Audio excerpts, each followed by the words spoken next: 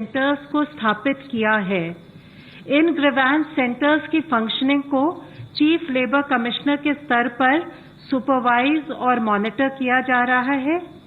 Helplines की विस्तृत जानकारी श्रम एवं रोजगार मंत्रालय की वेबसाइट पर उपलब्ध है। इन हेल्पलाइंस का उद्देश्य है कि पीड़ित मजदूरों को समयबद्ध तरीके से राहत मिल सके। हमारी आशा है कि इन कदमों के साथ हम लॉकडाउन मेजर्स को इफेक्टिवली इम्प्लीमेंट करते हुए जनता की तकलीफों को दूर कर सकेंगे।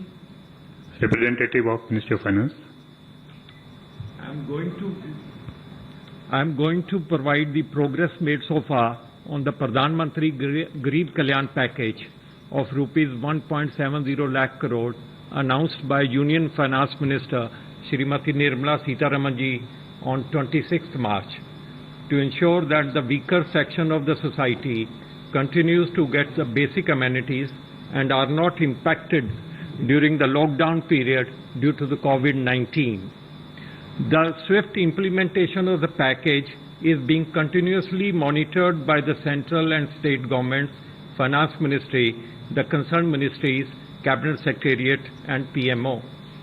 As on 13th April 2020, yesterday, more than 32 crores beneficiaries have been directly given cash support through DBT amounting to rupees 29,352 crore under the package.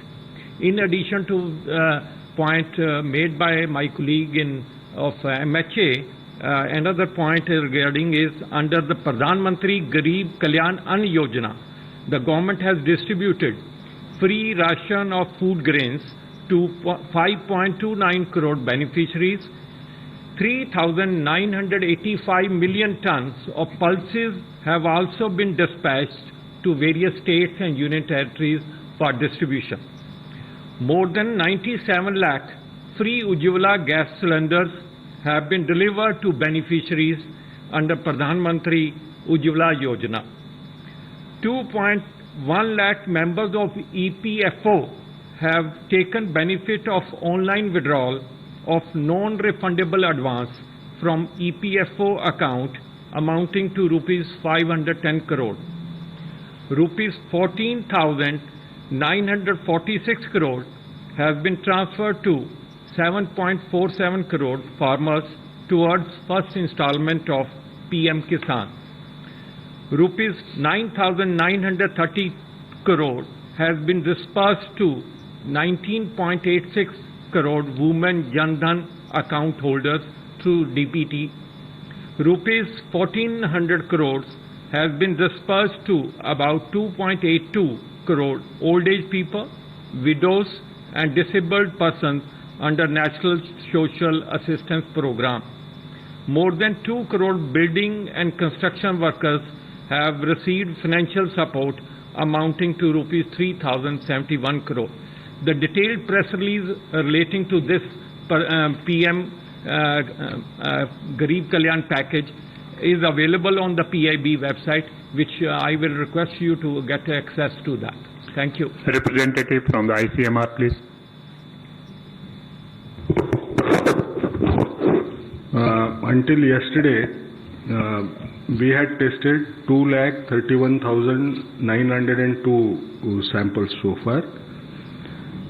कल 21,635 सैंपल टेस्ट हुए, उनमें के 18,644 यानी 18,644 were in ICMR network of labs, 2,991 2991 were from private labs.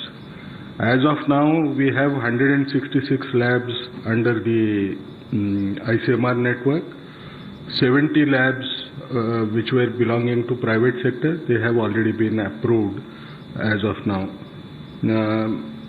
With respect to, as I said, the kits that we have, we yesterday mentioned to you that we have kits that could last for 6 weeks.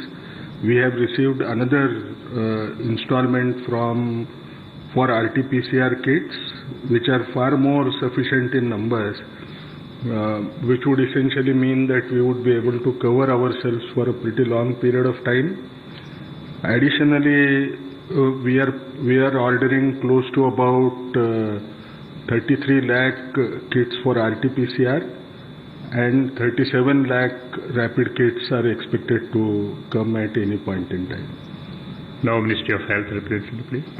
अब तक 218 से अधिक lifeline उड़ान flights के द्वारा around 377.5 tonne essential medical cargo इसको देश के दूर दराज इलाकों में पहुंचाया जा चुका है, जिसमें भी हमारा फोकस प्राइमरली रहा है नॉर्थ ईस्ट प्रांतों में, आइलैंड टेरिटरीज में और हिल स्टेट्स में।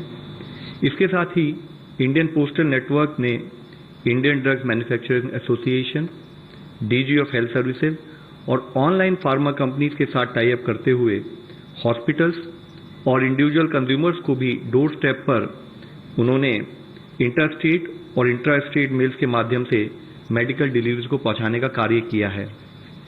हमारे जैसे इससे पहले कि हमारे colleague from ministry of finance ने बताया, उसके साथ ही आज फील्ड लेवल पर हमारी जो सेल्फ हेल्प ग्रुप की महिलाएं हैं वह बैंकों के साथ काम करते हुए बिजनेस कॉरेस्पॉन्डेंट सखी या बैंक सखी के रूप में एक महत्वपूर्ण भूमिका निभा रही हैं।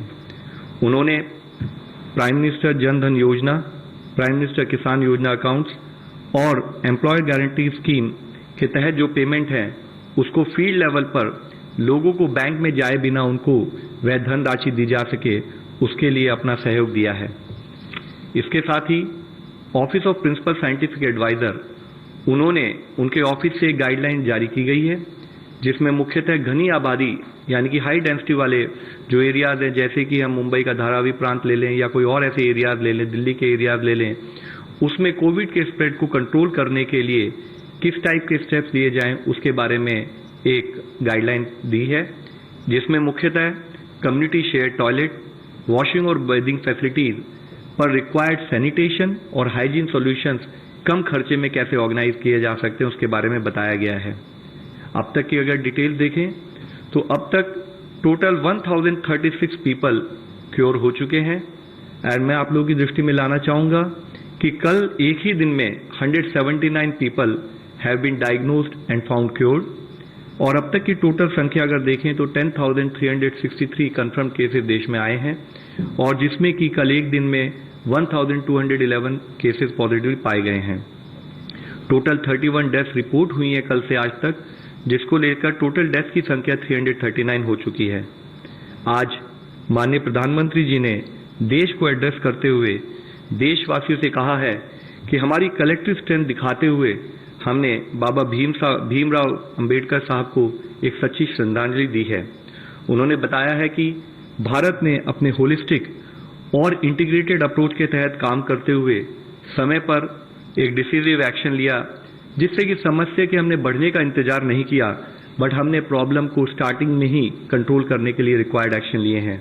उन्होंने इसके साथ ही कोविड-19 के स्प्रेड को रोकने के लिए 3 मई तक लॉकडाउन को बढ़ाने के बारे में भी बताया।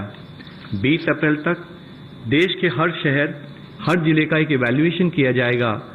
उसमें देखा जाएगा किस जिले और किस शहर ने कोरोना स्प्रेड से संबंधित क्या क्या कार्य किए हैं, किस तरह से अपने को बचाया है।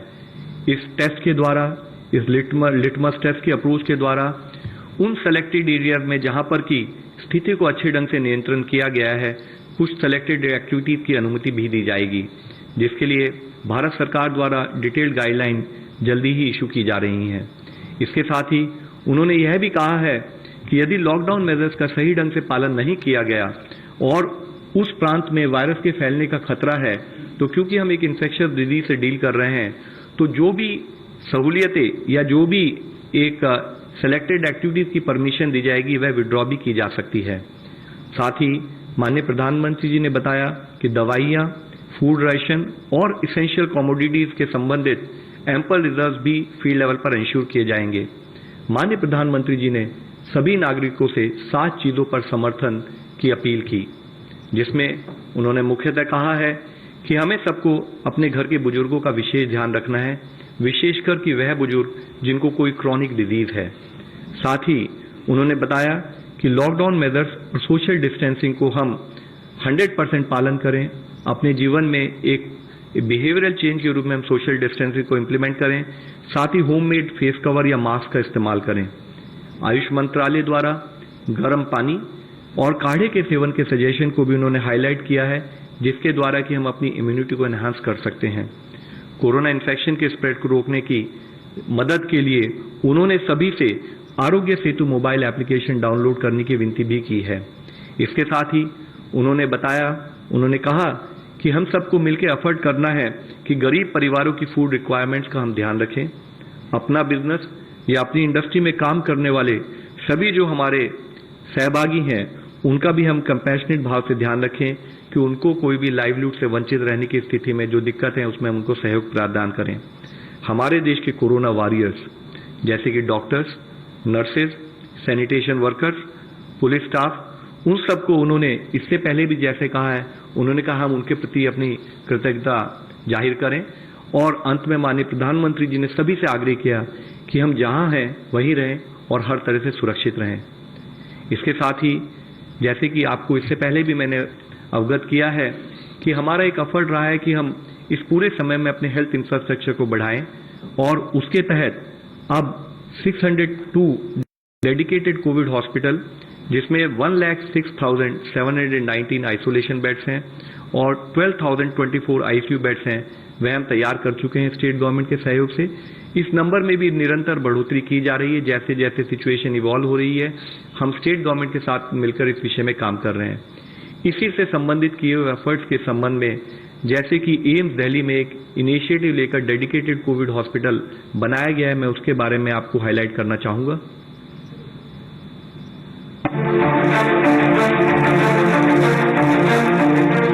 कोरोना वायरस के खिलाफ संघर्ष में केंद्र सरकार ने शुरू से ही तमाम एजेंसियों को ये सुनिश्चित करने को कहा कि डेडिकेटेड कोविड अस्पताल समय की मांग है और इसे जल्द से जल्द शुरू किया जाए। राजधानी दिल्ली में एक ऐसा ही डेडिकेटेड कोविड-19 अस्पताल बनकर तैयार है। एम्स के ट्रॉमा सेंटर और बर्न प्लास्टिक सर्जरी ब्लॉक में वहाँ पे बेड जो हैं हमारे यहाँ पे 250 बेड के करीब हो जाएंगे और burn and plastic surgery centre में ऊपर आईसीयू भी हम तैयार कर रहे हैं। आईसीयू में 30 बेड और हम ऐड कर पाएंगे जो वेंटिलेटरी पेशेंट के लिए, और एक वार्ड भी वहाँ पे हम तैयार कर रहे हैं जो पेशेंट को हम देख पाएंगे।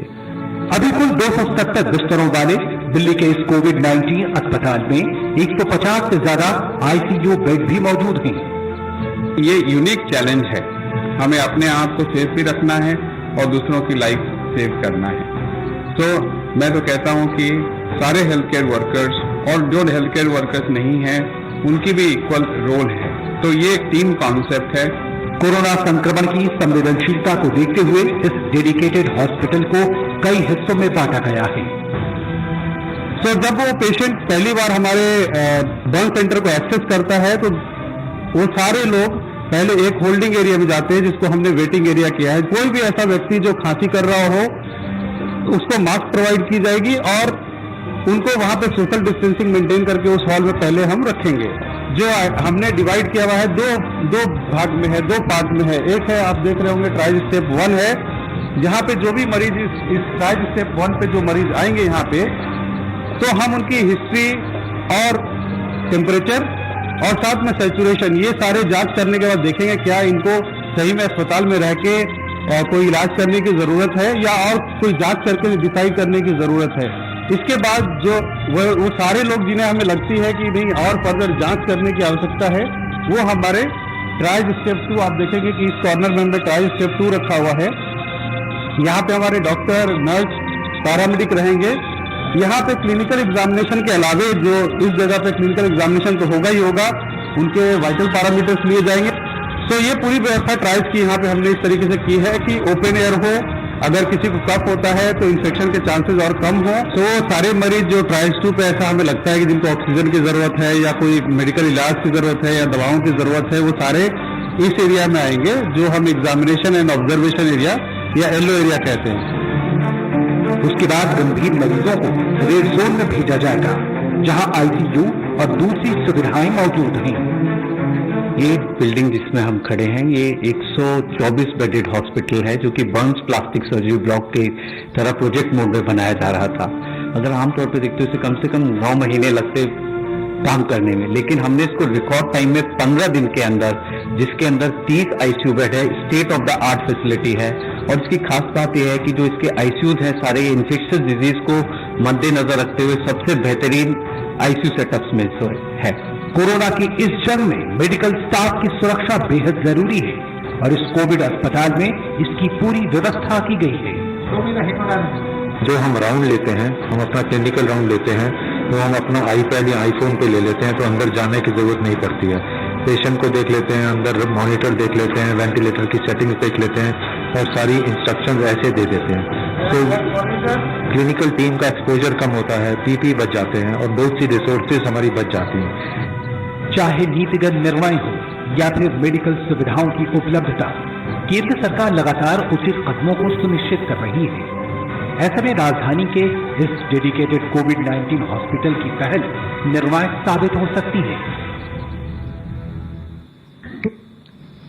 आज मैं आप लोगों की दृष्टि में यही लाना चाहूंगा कि जैसे कि अगर देखें तो WHO का कल का डेटा देखें तो पूरी दुनिया में 76,498 पॉजिटिव केसेस रिपोर्ट किए गए। एक दिन में पूरी दुनिया में 5,702 डेथ रिपोर्ट हुई हैं।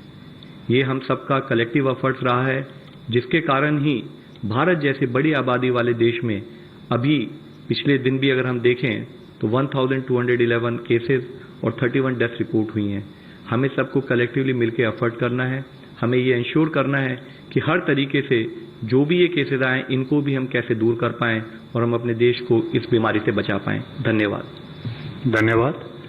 फ्रेंड्स, आपसे पिछले 2-3 दिनों में और पहले भी जानकारी दी गई है। आरोग्य सेतु मोबाइल ऐप आज आपको 2 मिनट का छोटा सा वीडियो दिखा देते हैं, उसके बाद हम आपके क्वेश्चन लेते हैं।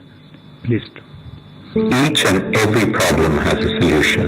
However, since COVID-19 has no definitive cure yet, the only solution to this mammoth problem is to control its spread.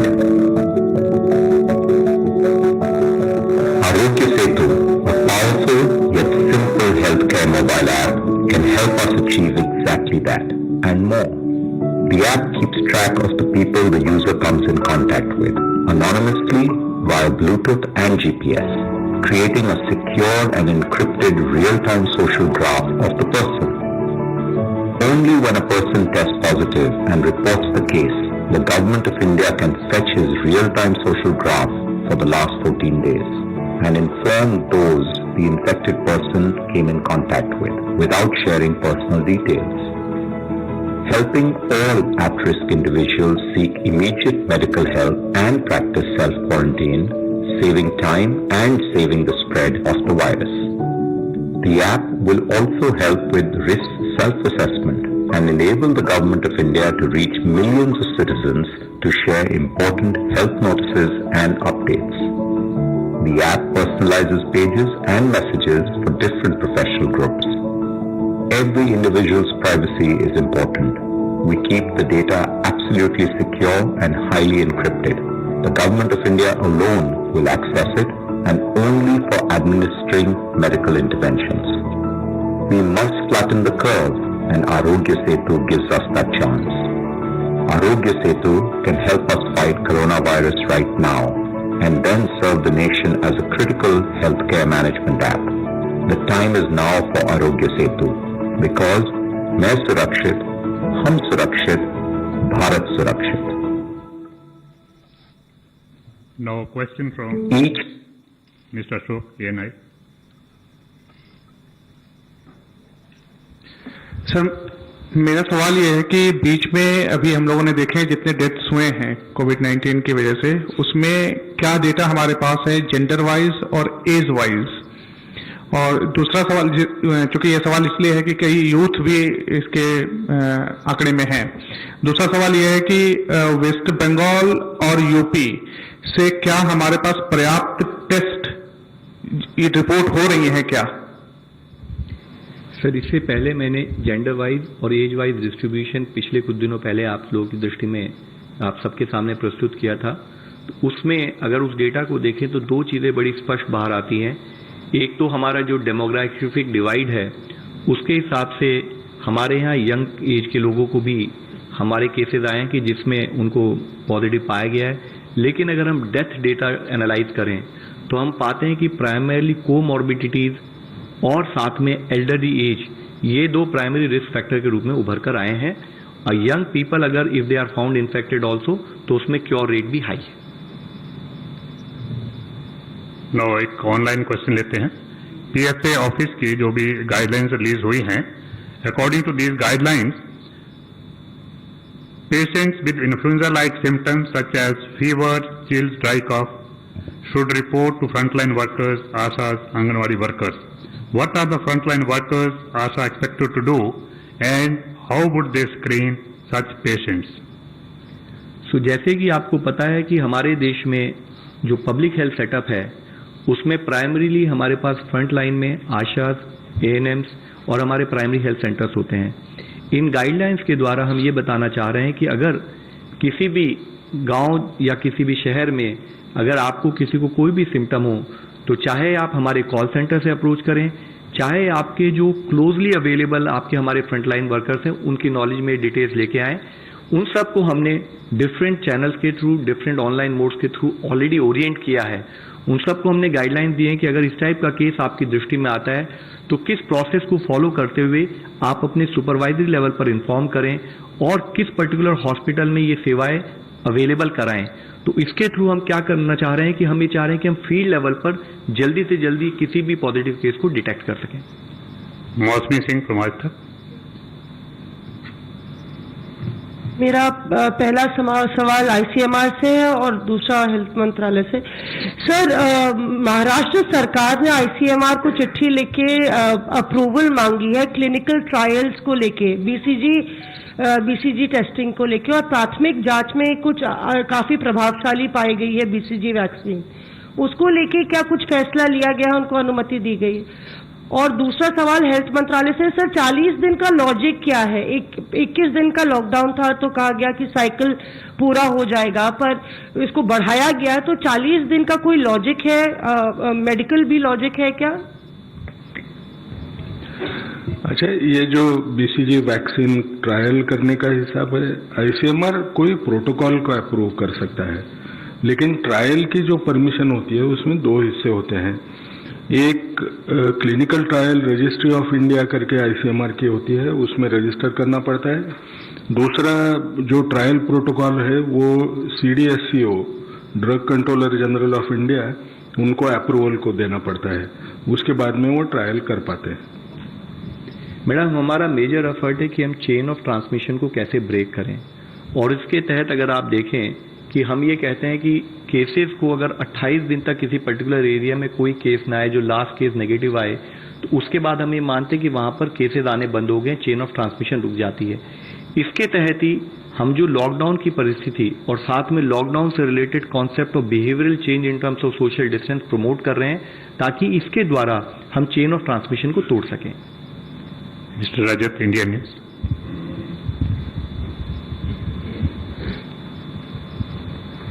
Sir, testing को लेकर एक बड़ी बहस छिड़ी हुई है। लगातार अभी ICMR ने बताया कि टेस्टिंग किट्स की हमारे पास कमी नहीं है, दूसरा लॉट आने वाला है, लेकिन एक बड़ा जो आप कह सकते हैं जो बातचीत चल रही है, जिसको लेकर कंट्रोवर्सी भी है कि टेस्टिंग में भारत बहुत पीछे है। क्या आप मानते हैं कि ये बात ठीक है, या आपको लगता है कि नहीं, जिस हिसाब से टेस्टिंग देश में चल रही है वो सेटिस्फाइड है आपके लेवल पर? देखिए, जो किसने टेस्ट करना है, इसके जो गाइडलाइंस बने हैं वो उतने ही ब्रॉड है। अब अगर कोई आदमी एलिजिबल होगा, कोई इंसान चाहता है कि हमारे टेस्ट करना चाहिए, वो कभी भी अपने आप को टेस्ट करने के लिए वो करवा ले सकता है। अगर इसके बावजूद भी अगर वो संख्या कम रहती है तो उसे उसका या तो ऐसे कहें कि उस किस्म के लोग हमको मिल नहीं रहे हैं, उनकी संख्या शायद कम होगी। इससे बढ़ के मैं कुछ कह पाऊं ये मेरे लिए मुश्किल है, क्योंकि ऐसे तो हम किसी को ना नहीं बोलते कि इसको टेस्ट नहीं करना है, अगर वो एलिजिबल है तो करते हैं। इसमें मैं थोड़ा सा ऐड करना चाहूंगा। देखिए, हमारा शुरू से एक एफर्ट रहा है कि हम जो भी पर्टिकुलर हमारा सैम्पलिंग क्राइटेरिया है उसके हिसाब से हम टेस्टिंग करें। नॉन क्राइटेरिया बेस्ड अगर हम एक जनरल अंडरस्टैंडिंग के बिना कोई टेस्टिंग करेंगे तो जो हमारी अवेलेबल टेस्टिंग किट्स है उनका प्रॉपर यूज नहीं होगा। इसके साथ ही अगर आप देखें, हमारे देश में एक मेजर एफर्ट रहा है कि हम एक प्रिएम्प्टिव अप्रोच में एक एडवांस एक्शन के रूप में काम करें, जिसके तहत कि जब public health emergency of international concern WHO ने 30 जनवरी को उन्होंने बोला, उसको अनाउंस किया, हमने उससे ही 12-13 दिन पहले हमने अपनी स्क्रीनिंग शुरू कर दी। तो हमारा जो एक एडवांस एक्शन की वजह से एफर्ट रहा है, तो कुछ हद तक हमें लगता है कि that has been a major contributory factors in terms of our management of the disease so far. और उसके तहत ही आज भी जो हमारे सैंपलिंग क्राइटेरिया में जो भी लोग हैं उन सबको हम सैंपल्स को टेस्ट करते हैं। साथ ही हम प्रोग्रेसिवली अपनी सैंपलिंग जोन भी बढ़ाते रहे हैं। जैसे इससे पहले आपने एक रिसर्च पेपर के बारे में पूछा था, तो उसके तहत ही हमने सारी यानी कि सीवियर एक्यूट रेस्पिरेटरी इलनेस और इन्फ्लुएंजा लाइक इलनेसेस के रिलेटेड भी सैंपल टेस्ट किए। अब हमने रैपिड डायग्नोस्टिक किट्स भी फील्ड में इंट्रोड्यूस करने का प्रोसेस शुरू किया है, तो जिसके तहत अब और मिस्टर प्रशांत, न्यूज नेशन, न्यूज 24 से प्रशांत। सर, हमारा एक पहला सवाल ये है कि जो प्रधानमंत्री ने कहा कि जिले जिले वो हर डिस्ट्रिक्ट वाइज टेस्ट करेंगे, तो फार्मूला क्या होगा टेस्ट करने का जिससे कि 6 दिनों में आप आगे छूट देंगे 20 तारीख के बाद कि पहचान कर लेंगे। दूसरा सवाल यह है कि जो MHA बार बार गाइडलाइंस जारी कर रहा है, ऐसे कौन कौन से राज्य हैं जो उस गाइडलाइंस को फॉलो नहीं कर रहे हैं जिससे लॉकडाउन वायलेट हो रहा है? लगातार डेली एक गाइडलाइंस जाती है, तो क्या कुछ ऐसे भी राज्य हैं जो इसको नहीं मान रहे हैं जिससे कि दिक्कत आ रही है? सम्माननीय प्रधानमंत्री जी के संदेश में बताया गया था कि हम जो इवैल्यूएशन करेंगे और आइडेंटिफाई करेंगे कि कहाँ पर अच्छा काम हुआ है, कहाँ नहीं हुआ, उसके बारे में संबंधित गाइडलाइन कल इशू की जाएंगी। तो जैसे ही इशू की जाएंगी हम आपको अवगत करेंगे। Last question number 60। गाइडलाइंस को समय समय पर MHA रीइटरेट करती रहती है और कहीं कोई भी वायलेशन नजर आता है तो उसको हम उस स्टेट या UT के साथ टेकअप करते हैं।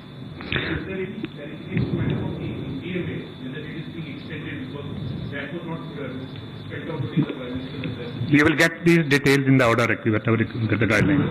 Sir, please just let the question come there. Please just let the question come from 60. Yeah. Sir, कल आपने बताया था कि 15 राज्यों के 25 जिले ऐसे हैं जहां पिछले 14 दिन से कोरोना का कोई नया केस सामने नहीं आया। क्या आप इसकी कोई रिवर्स पिक्चर हमको बता सकते हैं कि कितने राज्यों के कितने जिले ऐसे हैं जहां पिछले 7 दिन में कोरोना के नए केसेस रिपोर्ट किए गए हैं? सर, जो हमारे पास डेटा है उसको मल्टीपल वेज में इंटरप्रेट किया जा सकता है। तो आप काइंडली अप्रिशिएट करें कि जब हम इस प्रेस ब्रीफिंग के लिए आते हैं तो हम हर इंटरप्रिटेशन को यहाँ इमीडिएटली नहीं लाते हैं। अगर आपको इस टाइप का कोई इंटरप्रिटेशन चाहिए तो हम उसको करके आपको प्रोवाइड कर सकते हैं। Normally such information we cover actually next day, but ever is not here. Yeah, thank you very much. Yeah, please.